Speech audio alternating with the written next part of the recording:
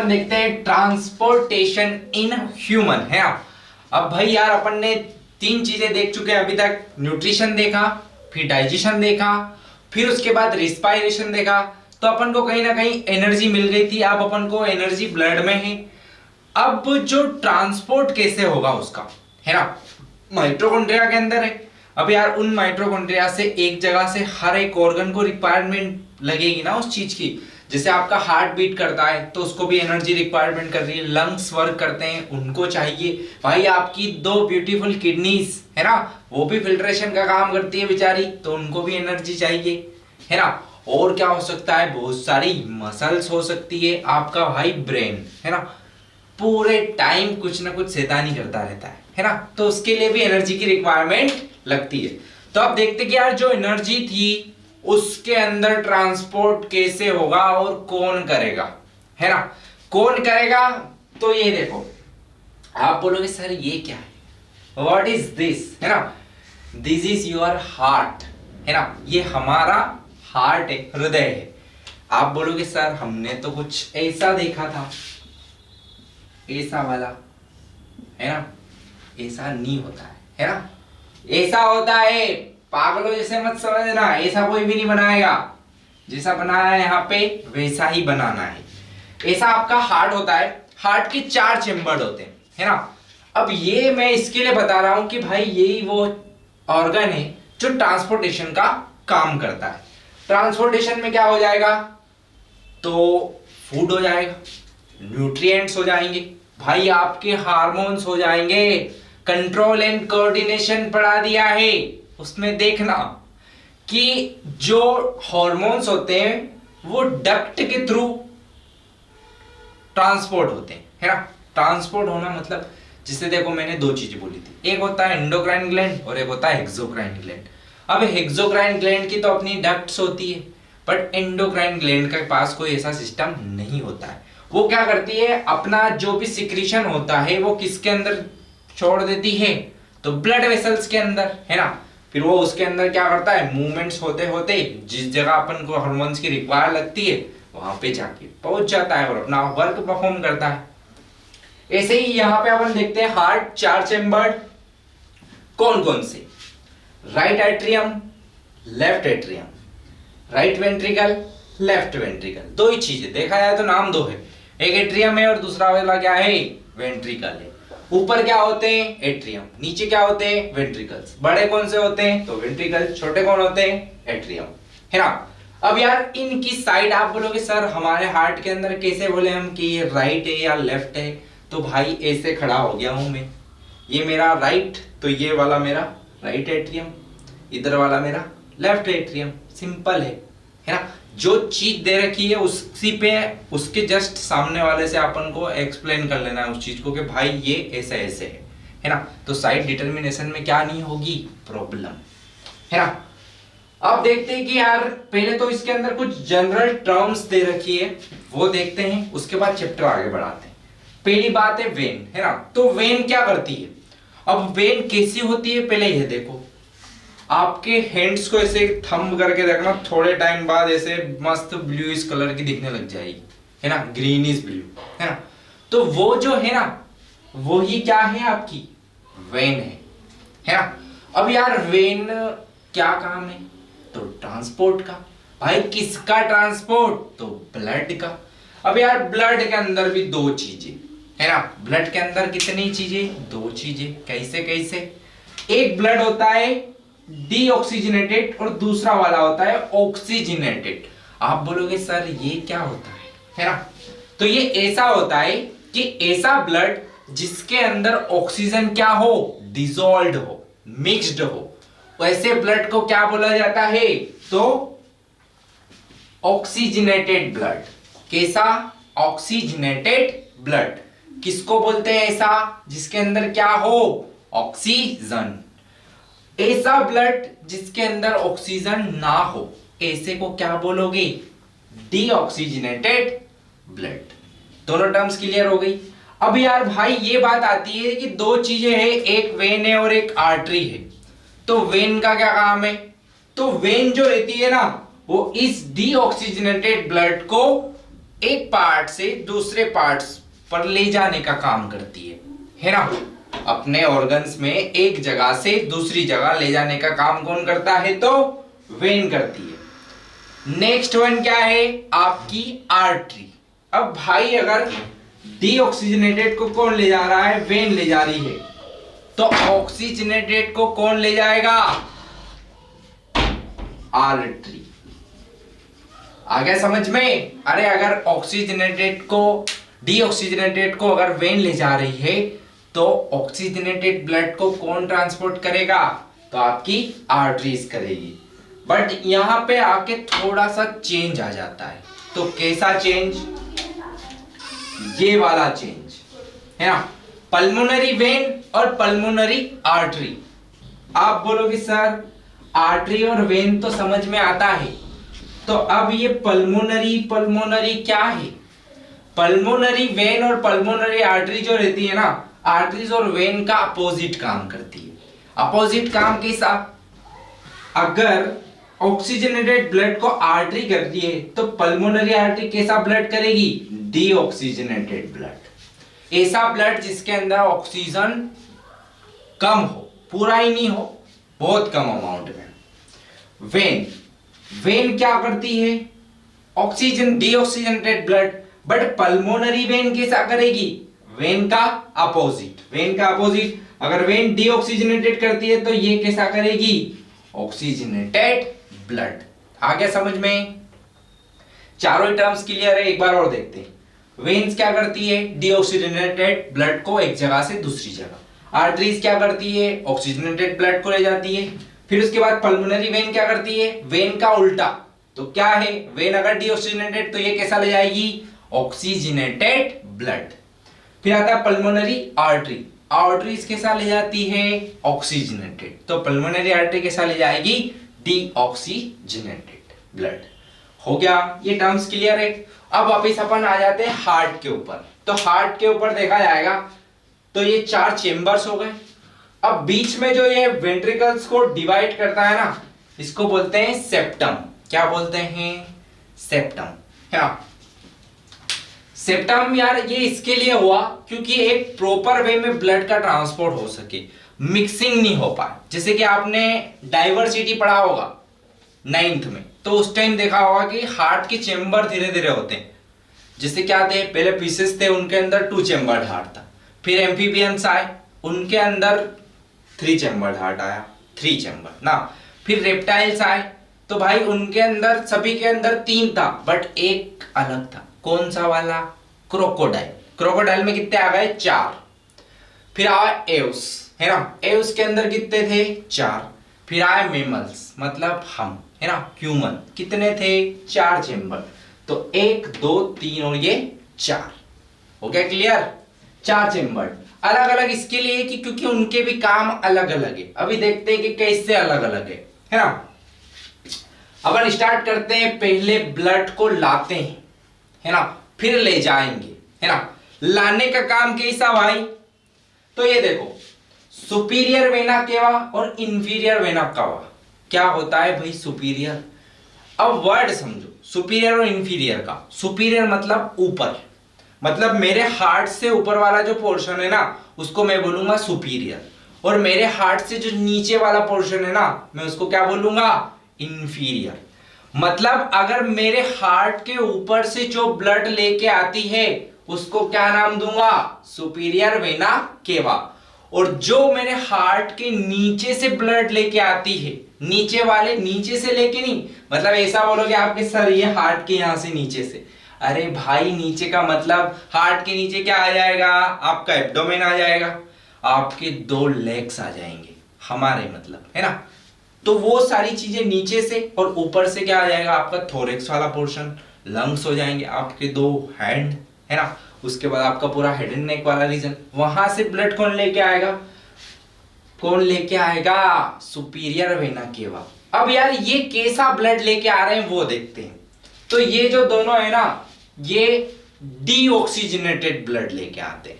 कैसा वाला ब्लड आते हैं ये दोनों? डीऑक्सीजनेटेड ब्लड, है ना, डीओबी। डीऑक्सीजनेटेड ब्लड, है ना। अब यार ये ऐसा क्यों कर रहे हैं, है ना। तो अब देखते हैं क्या होता है कि बॉडी के अंदर ऑक्सीजन का यूज कर रहे हैं। अरे भाई क्यों कर रहे हैं पता है? अरे ऐसा कुछ बताया था मैंने, C6H12O6 प्लस O2, यही वाला ऑक्सीजन अपन ने कल रेस्पायर किया था। रेस्पिरेशन के थ्रू कहां पहुंचा था? माइटोकॉन्ड्रिया के अंदर। वहां से क्या बनाई थी? बहुत सारी एटीपी के फॉर्म में क्या बनाया था? एनर्जी। तो एनर्जी बनाने के लिए ऑक्सीजन की रिक्वायरमेंट लग रही है किसके अंदर? ब्लड के अंदर। अब ये ऐसा ब्लड लेके आ रही है दोनों, जहां पे ऑक्सीजन बनाने की एनर्जी बनाने के लिए सारी की सारी ऑक्सीजन को क्या कर लिया गया है? यूज, है ना। अरे यार समझो ना, क्या बोला? ब्लड ऊपर गया। अब मेरे हाथ को भी एनर्जी चाहिए, माइंड को भी चाहिए, ब्रेन को भी चाहिए, माउथ को भी चाहिए। तो क्या करेगी? मेरी वेसल्स वर्क करेगी, है ना, एनर्जी बनाएगी। अब यार ऑक्सीजन की रिक्वायरमेंट से बनेगा, और ब्लड के अंदर से ऑक्सीजन ले लिया उन्होंने, अब ब्लड के अंदर तो कुछ नहीं बचा। तो अब ब्लड कैसा हो गया? डीऑक्सीजनेटेड। ऐसे ब्लड को कौन लेके आता है? तो इंफीरियर, सुपीरियर वेना केवा ऊपर से, और इंफीरियर वेना वेना केवा कहां से लाता है? नीचे से, है ना। अब डीऑक्सीजनेटेड ब्लड यहां आ गया है। कहां पे आ गया है? यहां पे। तो ये बोलता है स्वागत नहीं करोगे हमारा, है ना, ऐसा बोलता है। तो बोलता है कि लो भाई कर देते हैं। तो यहाँ पे क्या होता है? एक ढक्कन रहता है ना, एक क्या बोलते हैं, जो उसको जाने नहीं देता है, पहले तो रोक के रखता है कि स्वागत कर रहा है उसका, है ना। एक चीज और रहती है यहाँ पे, जनरल नॉलेज के लिए याद रखो, इस जगह पे, है ना, इसको बोलते हैं पेसमेकर। पेसमेकर ये 11th में आओगे ना तो इसका एक अच्छा सा सिस्टम पढ़ोगे। 4 चीजें होती है। एक होता है पेसमेकर, यहाँ पे होता है एक एवी नोट, फिर यहाँ पे होता है बंडल ऑफ हीस, और फिर लास्ट में आता है पुरकिंजे फाइबर, है ना। तो ये बस खाली एक याद रखने के लिए, कोई इतना वो नहीं है ना। तो ऐसा एक सर्कल बनता है। अब ये स्पेस मेकर का काम क्या है वो बता दूं। ये मसल्स को एक्टिव करता है भाई। क्यों? कि हार्ट को बीट करवाना है ना। वो जो एक सिग्नल जो पास कर रहा है ना हार्ट को बार बार बीट करने के लिए, वो इसी का काम है। इसके लिए इसको बोलते हैं पेस मेकर। आगे समझ में? Pacemaker. अब एक चीज तो मैं अपन देखना भूल गए, मैंने 1 2 और 3 लाइनें बना रखी है। तो ये मैंने कोई डिजाइन नहीं डाली है कि हार्ट अच्छा दिखे, है ना। तो इसके बाहर 3 लेयर होती है ना, 3 टाइप्स की मसल्स होती है जो इसका फॉर्मेशन करती है। किसका? हार्ट का। कौन कौन सी? भाई अंदर वाली है तो एंडो, बीच वाली है तो मीजो, बाहर वाली है तो पेरी, है ना। बाहर वाली के लिए अब यहाँ पे पेरी आपके सिलेबस में इतना नहीं है, बट मैं एज अ जनरल आइडिया के लिए आपको बता रहा हूं कि 3 लेयर्स होती है। कौन कौन सी होती है वो, ठीक है। अब वापिस अपन आ जाते हैं कि आपका यहाँ पे कैसा ब्लड आ गया? Deoxygenated blood. ये डीऑक्सीजनेटेड ब्लड यहाँ पे आया। यहाँ पे 2 चीजें होती है, उनका नाम भी दे रखा है। यहाँ पे होता है एक वॉल होता है जिसको बोलते हैं ट्राइकस्पिड वॉल, और ये वाला होता है बाइकस्पिड वॉल, क्या? ये क्या होता है? ये वॉल्स खुले, ये वॉल्स ओपन हुए। अब डीऑक्सीजनेटेड ब्लड कहां पे आ गया? यहाँ पे। यहाँ पे आने के बाद इसको एक चीज मिलती है, देखो डीऑक्सीजनेटेड ब्लड यहाँ पे होता है पल्मोनरी आर्टरी। तो आप बताओ कि मैंने क्या बताया था? पल्मोनरी आर्टरी कैसा ट्रांसपोर्ट करती है, कैसे ब्लड का ट्रांसपोर्ट करती है? तो कौन सा था बताओ? अरे सारी आर्टरी अगर ऑक्सीजनेटेड करती है तो पल्मोनरी आर्टरी कैसा करेगी? डीऑक्सीजनेटेड। तो क्या अपना ब्लड डीऑक्सीजनेटेड है? ये कहां लेके जाती है इसको?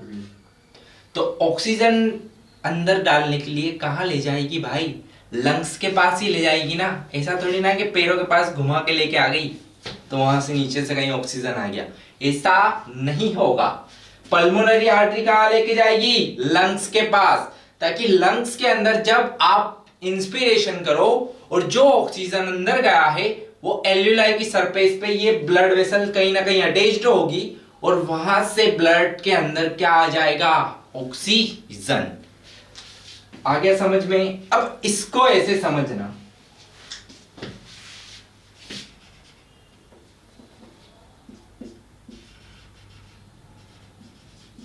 ये क्या है आपके लंग्स।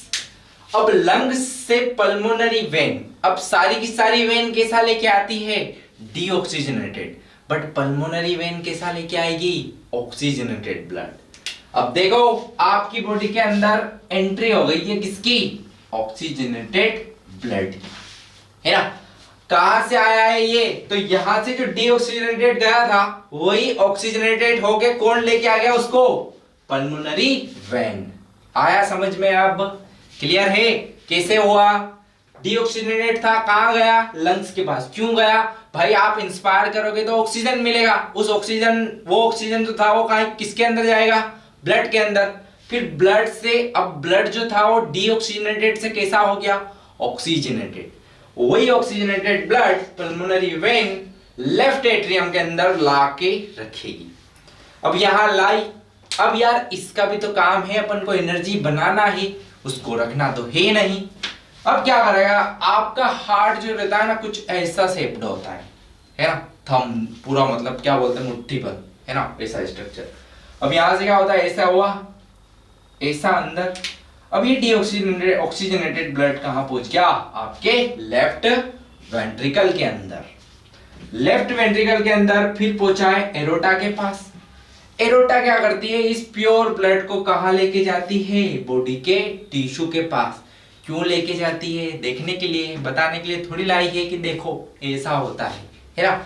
ये क्या करेगी, टिश्यू के पास। टिश्यू कहां जाएंगे, सेल के पास। सेल के अंदर क्या होता है, माइटोकॉन्ड्रिया। माइटोकॉन्ड्रिया क्या करेंगे, उस ऑक्सीजन का यूज करेंगे और क्या बनाएंगे, एनर्जी।